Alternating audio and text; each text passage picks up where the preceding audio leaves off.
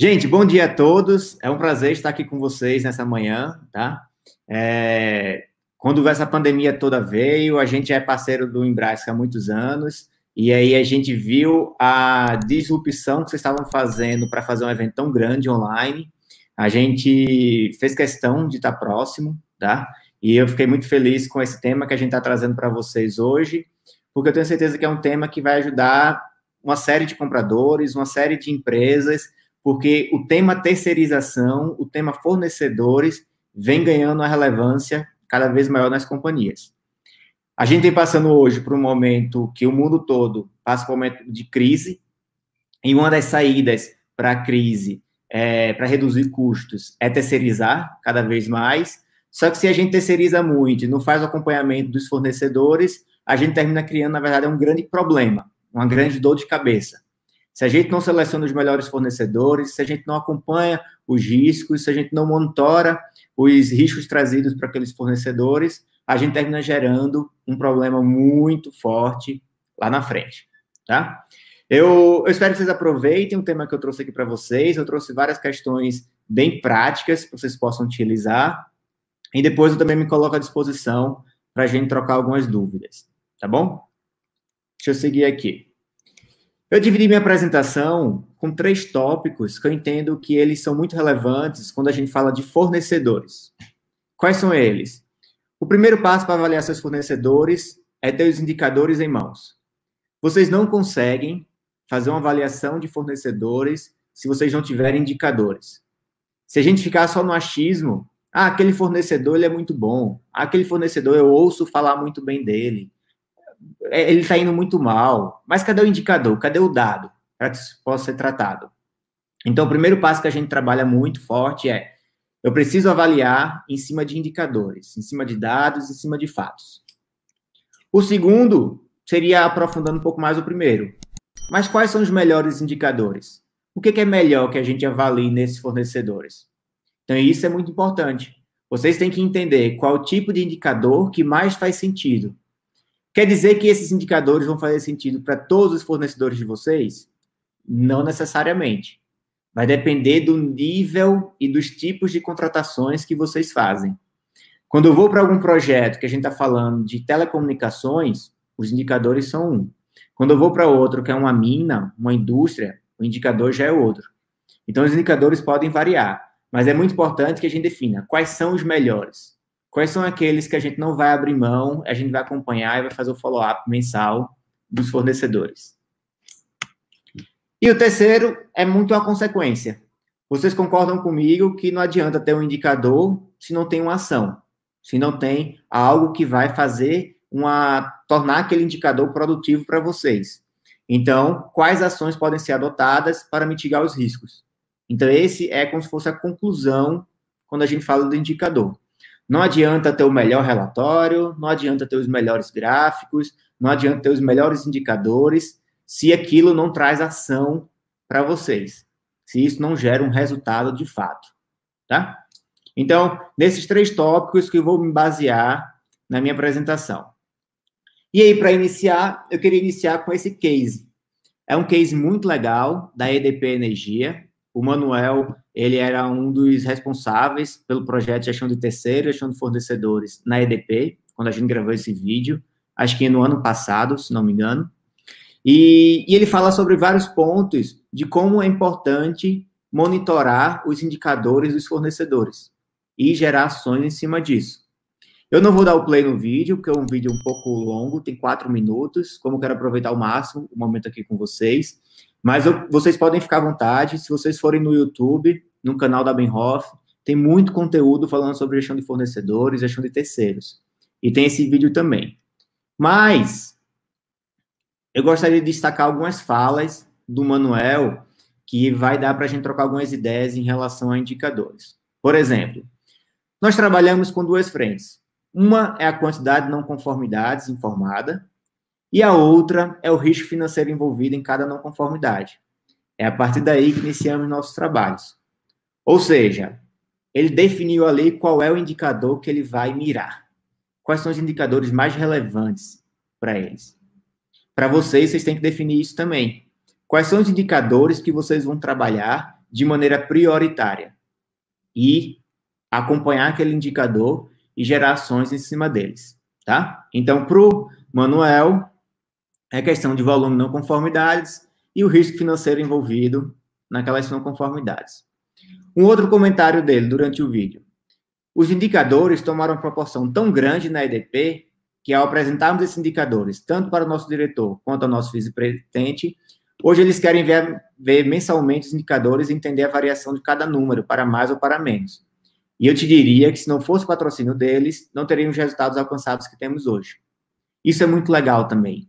A diretoria, a presidência, está acompanhando os indicadores de fornecedores, porque isso é relevante. Os fornecedores, sem os fornecedores, a operação de vocês para? Certamente sim, entendeu? Hoje em dia as empresas estão cada vez mais dependentes de fornecedores como uma estratégia. E isso é bom, isso não é ruim não. Só que tem que acompanhar. Então, ter o envolvimento de uma diretoria, de uma presidência, de cargos altos, é muito legal. Não precisa mergulhar, não, mas precisa acompanhar os indicadores. Estão indo bem ou não? Quem teve a piora, quem teve a melhora? E aí, fazer o acompanhamento e follow-up, tá? Isso é muito importante quando a gente fala de indicadores. E, por último, ações. Você lembra que eu falei, né? Não adianta ter o melhor relatório, o melhor indicador, se a gente não tem ações envolvidas para ter resultado, de fato, em cima do processo. Então, ele fala o seguinte: as principais ações que estão pautadas nas reuniões que nós fazemos mensalmente com os fornecedores, em que nós apontamos a quantidade de não conformidades que ele tem e o ranking que ele ocupa hoje dentro da DDP. Isso traz para eles um certo desconforto. Nós estipulamos uma meta para ele e acompanhamos para que na próxima reunião a meta seja atingida. Se ele não atingir a meta, podemos utilizar recursos que o contrato prevê. Ou seja, eles criam um ranking com os fornecedores mais críticos e mais um ranking positivo, aqueles mais estratégicos, e isso fica muito evidente para o fornecedor. Fornecedor, você está indo muito bem. Você está indo no ranking lá, você está entre os 5 mais. Você está entre os 10 mais. Isso é bom. Ou então não, fornecedor, você está indo muito mal. Desse jeito, eu vou te aplicar uma multa, eu vou te aplicar uma retenção, eu vou te tirar de novas concorrências. Isso, gente, faz uma diferença gigante. Quem é o fornecedor que não quer estar entre os 10 mais, entre os 5 mais, entre os melhores fornecedores? Todos querem, mas muitas vezes eles não têm essa visão. E aí, por isso que é importante deixar muito claro isso para o fornecedor também. Não precisa falar para ele quem é o primeiro, quem é o segundo, quem é o terceiro. É só falar qual a posição que ele está no ranking. E, em cima disso, desafiar o fornecedor, criar metas, criar acompanhamentos para que eles possam melhorar aquele resultado. Tá bom? Então, esses são alguns pontos. E aí, eu começo pelo meu terceiro tópico, tá? Você lembra que eu deixei 3 tópicos? Os indicadores, quais são os melhores e ação. Eu vou reforçar um pouquinho mais isso aqui com vocês, porque isso eu acredito muito.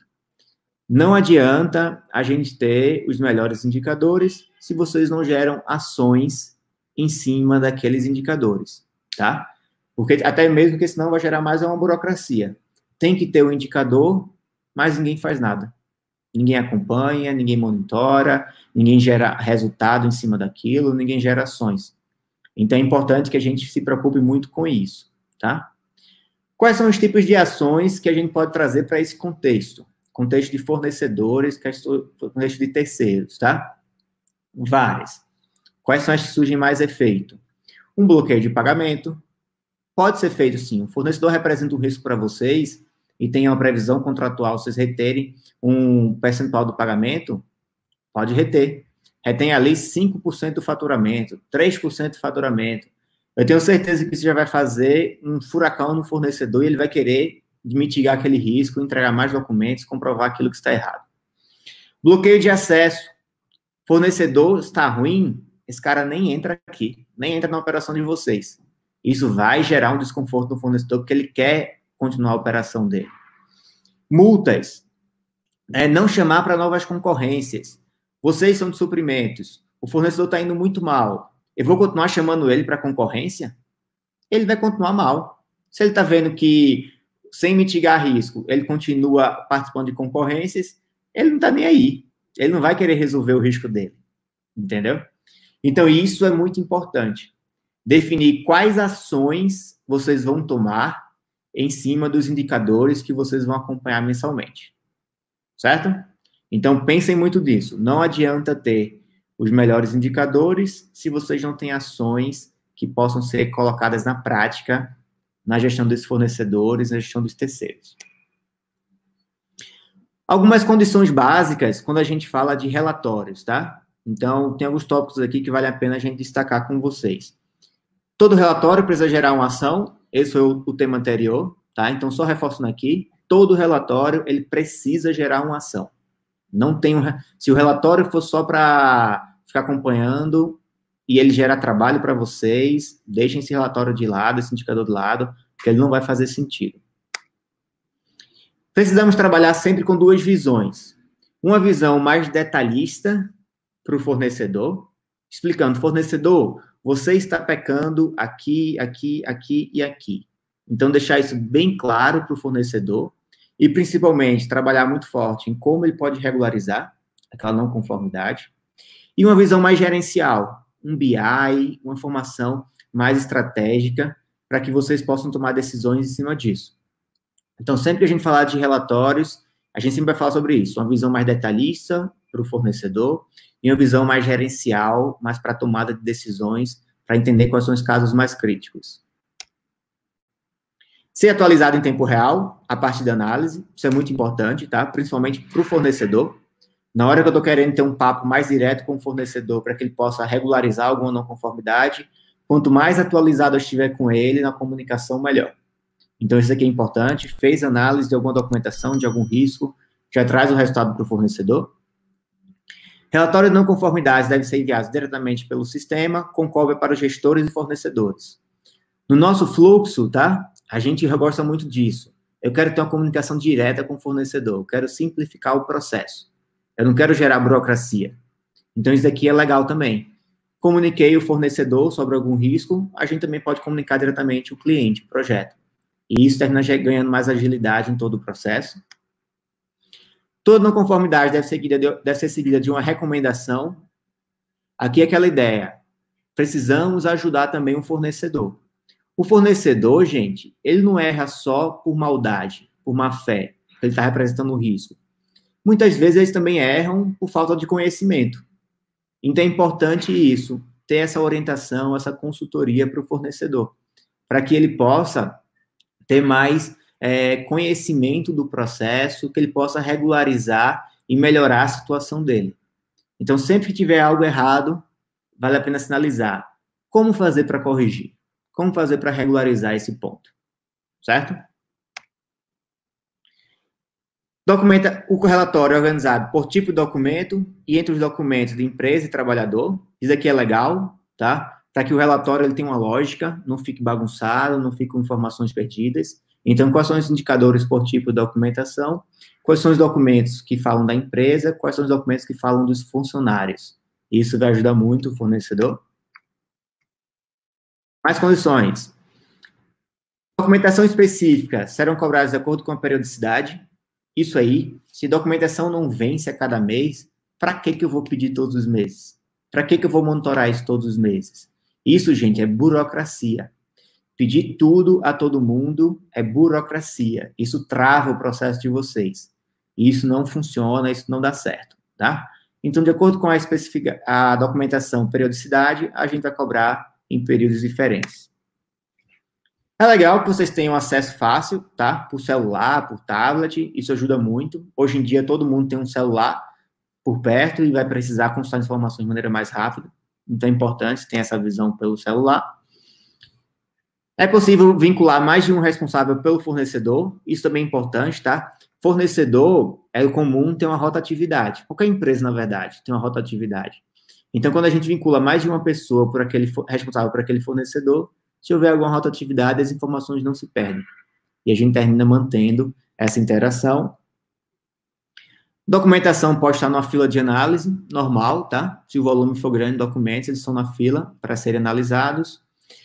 E o fornecedor tem que ser um acesso muito fácil para tratar não conformidades. Então, clicou, foi, entregou a documentação e seguiu esse fluxo da maneira mais fácil possível. E agora eu começo a mergulhar um pouquinho mais em indicadores, tá? Qual a minha ideia aqui? Eu dividi em 3 blocos. Por Porque se eu misturasse os indicadores, que são muitos, quando a gente fala de fornecedores, a gente poderia ficar um pouco confuso para vocês. Então, eu foquei aqui em 3 blocos. O bloco de homologação de fornecedor, o bloco de monitoramento trabalhista e o bloco de mobilização. E cada um eu vou explicar qual é o objetivo. Lembrando, aqui eu estou falando de indicadores de riscos, tá? Aqui eu não estou falando, por exemplo, de cumprimento de SLA, de qualidade do serviço prestado, atendimento a chamados, algo desse tipo. Eu estou pensando quais são os riscos que o fornecedor pode trazer para a operação de vocês, para que a gente possa direcionar algum trabalho mais preventivo, tá bom? Homologação, qual é a ideia aqui? Tem uma concorrência acontecendo, 3 empresas participando, a gente vai homologar cada um daqueles 3 fornecedores para saber qual tipo de risco envolvido naquela contratação. Então, podem ser verificados aqui questões do tipo, qual a situação financeira do fornecedor? Então, puxa o balanço, DRE, avalia os índices financeiros, dependência econômica, quem são os principais clientes desse fornecedor, questão trabalhista, quantos processos trabalhistas esse fornecedor já tem, isso representa um risco para vocês ou não, alvará de funcionamento, tempo de operação da empresa, certidões, enfim, vários riscos envolvidos.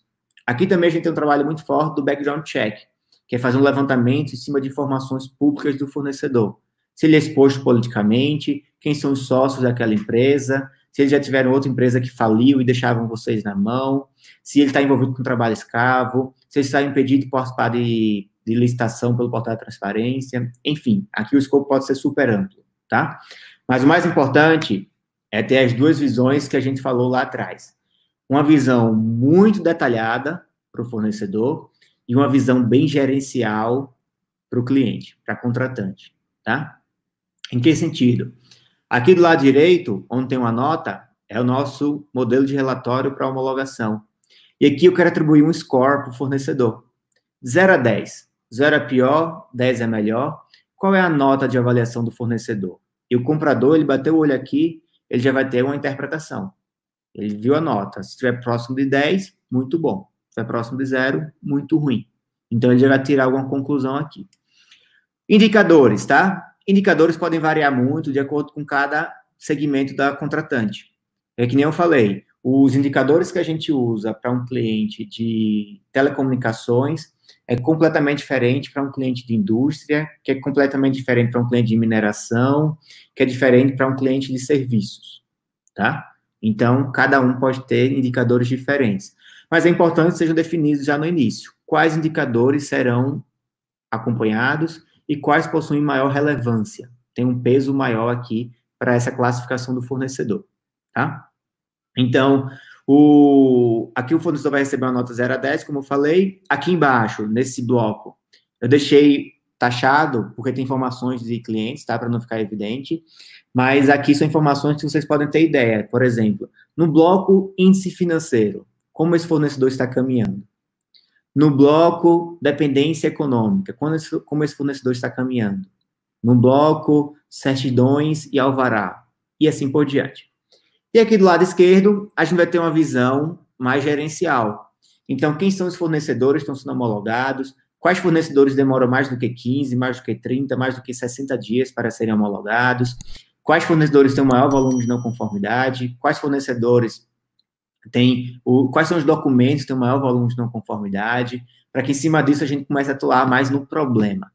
Onde que está o calo da contratante? Onde está o maior problema para ser direcionado de acordo com tudo isso, tá? Então, esses são os indicadores principais quando eu falo de homologação. Quem são os melhores fornecedores, quem são os piores, quais documentos eles erram mais, quem tem maior volume de não conformidade, quantos terminamos com 60, 15, 30 dias, e assim por diante. Sempre nessa visão, uma visão mais detalhista e uma visão mais gerencial. Não poderia ser diferente no escopo trabalhista, tá? Uma visão detalhista e uma visão gerencial. Qual é a ideia aqui?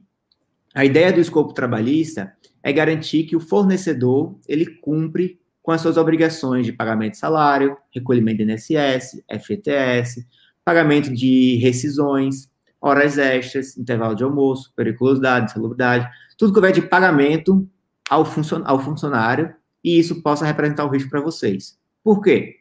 Se o fornecedor não paga algo ao funcionário, o funcionário depois pode colocar na justiça, tanto vocês como o próprio fornecedor. E aí vocês vão ter que responder subsidiariamente, tá? Essa é a ideia desse trabalho. É fazer esse controle preventivamente para que eles não tenham esse risco para a operação de vocês.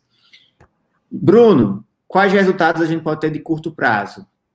Vários, tá? Especialmente em momentos como esses que nós estamos passando de pandemia, as empresas perderam muitos contratos. As empresas estão com muita dificuldade financeira. E isso, teve uma matéria que saiu no G1 na semana passada, que ela falou, o mês de julho é o recorde de empresas falindo, declarando falência no Brasil. E já era de se esperar. E isso, gente, representa muito risco para vocês, tanto para a operação, porque algum fornecedor pode deixar a operação de vocês na mão, como também para a questão trabalhista, a questão de desembolso financeiro de vocês terem que assumir esse custo depois. Então, é importante que a gente tenha essa visão do controle trabalhista. Aqui, eu começo a monitorar pagamentos do fornecedor. Então, se ele deixa de pagar um salário, se ele deixa de pagar um INSS, um FGTS, isso já começa a representar que ele está tendo alguma dificuldade financeira. E isso representa um risco muito grande para vocês. E aí a gente tem que fazer esse trabalho bem de perto, tá? Então, a ideia aqui é fazer esse acompanhamento. Qual o tipo de risco trabalhista para que a gente possa fazer um direcionamento. Temos uma visão detalhista, em que eu vou para o fornecedor deixar bem claro qual documento ele está errando, o que está certo, o que está errado e como fazer para corrigir, trabalhando muito forte nessa ideia da consultoria. E também uma visão bem gerencial, com um ranking. E esse ranking, gente, para suprimentos, ele é show. Porque suprimentos vai ver aqui, olha, esse fornecedor, ele tem um volume muito grande de não conformidade, ele está com a nota baixa. Vou chamar esse cara para concorrência? Não, porque isso vai gerar um risco maior ainda para vocês e o cara vai continuar com risco alto. Agora, o fornecedor que está com notas boas, eu vou premiar, eu vou chamar para uma concorrência, eu vou dar um parabéns, eu vou querer criar nele uma condição para que ele se mantenha nesse bom ranking, entendeu? Então, por isso é importante que a gente tenha sempre essas duas visões. Mobilização, aqui eu não vou detalhar tanto, porque não é tanto o foco desse público, tá? Mas aqui é conhecer o risco de segurança do trabalho do funcionário, é garantir que o funcionário está apto para realizar aquele tipo de atividade, tá? Então, isso aqui também é muito importante. Então, vou ter um funcionário que trabalha na minha planta e vai trabalhar em altura, em espaço confinado, eletricidade, a gente vai ter uma comprovação que ele realmente pode prestar esse tipo de serviço, tá bom? Então, essa vai ser a ideia. Mesma coisa, uma visão aqui do lado esquerdo, detalhista, e uma visão do lado direito, mais gerencial, para que a gente possa atuar diretamente, não seja um problema, certo? Então, gente, esses são os pontos que eu trato quando eu falo de indicadores, tá? Esses são os principais highlights, mas aí eu só queria fechar aqui com a introdução a Benhoff, caso alguém não conheça. Estamos no mercado desde 96, somos a primeira e maior empresa de gestão de terceiros do Brasil. A gente começou o projeto lá atrás, em 2003, muito com foco previdenciário, na época com a Petrobras, que era muito autuada pelo INSS, e depois a gente começou a crescer bastante nos focos trabalhista, financeiro e segurança do trabalho. Temos uma atuação internacional também. Temos outras linhas de serviços, você pode conhecer depois, mas muito focado em cálculos judiciais, consultoria tributária e contabilidade, além de gestão de terceiros. 6 unidades espalhadas no Brasil. A gente não precisa estar perto de nenhum cliente, tá? A gente faz todo o processo via sistema, então já é uma realidade hoje. Todos os estados do país, a gente tem clientes que operam a nossa plataforma. E aí, por último, eu queria deixar aqui o meu e-mail disponível para vocês. Meu telefone também, vocês podem ficar à vontade para interagir comigo, tá? E queria verificar se tem alguma dúvida. Acho que o Davi deve estar administrando aí. Estamos registrando aqui, Bruno. Vamos começar com a primeira pergunta que veio para você, que é com relação aos relatórios. Teve alguma evolução com os relatórios enviados pela Benhoff? Isso teve ou tem evoluções? Como é que é a parte dessa prestação de serviço? Legal, Davi. Tem sim, tá? E é muito constante isso. Em que sentido? Primeiro que a gente tem que acompanhar muito quais indicadores faz mais sentido para cada cliente. E cada cliente novo que chega termina também trazendo algumas ideias muito boas. E isso impacta positivamente os clientes que já são acompanhados. Então, por exemplo, tem um projeto da Tereos, que a gente acompanha, que ele trouxe uma ideia de ranking muito boa para fazer o acompanhamento dos fornecedores. Deu tão certo, fazia tanto sentido, que vários outros clientes se beneficiaram. Então, sempre a gente vai muito ter essa ideia. O que é que pode acompanhar, pode influenciar outros projetos também para que a gente possa trazer? Então, é constante essa evolução. Legal, bacana. Outro aspecto é sobre payback. Como é que é o pagamento lá? Se paga, não se paga? Como é que é mais o risco? Como é que é essa situação do custo, relação custo-benefício? Boa, Davi. Olha, isso é um desafio, tá? Não é fácil responder essa pergunta, porque todo o trabalho aqui ele é muito preventivo. A gente sabe que as empresas sofrem muito com processos, com o fornecedor quebrando, com a operação parando, só que é difícil medir isso tudo. Então, o trabalho aqui ele é preventivo para que a gente possa garantir que as informações não venham ocorrer. Mas, por exemplo, quer dizer que não vai ter processo trabalhista? Não. A gente está no Brasil. Processo trabalhista é recorrente demais. Se eu disser que o cliente vai parar de ter processo trabalhista, estou sendo todo mundo da fantasia, tá? Mas reduz consideravelmente. A gente tem um projeto de varejo que ele tem um volume gigante de terceiros, e lá a gente conseguiu reduzir em 43% o volume de processos. Então, em percentual, fica mais fácil. Mas falar em payback, em tempo, é difícil, tá? Legal. Mas é verdade, tem uma professora aqui da Live Universe, grande amiga, que ela fala assim, que o Brasil não é um país para amadores, né? Isso é uma grande verdade. Bruno, a gente queria agradecer a sua participação, muito obrigado e até uma próxima oportunidade. Obrigado também, gente. Parabéns mais uma vez para a live, tá? Fiquei muito feliz de participar de um momento como esses e vou curtir aí os outros próximos 2 dias também, que eu tenho certeza que vai ter muito conteúdo legal. Um grande abraço para todos e um grande abraço para você também, né?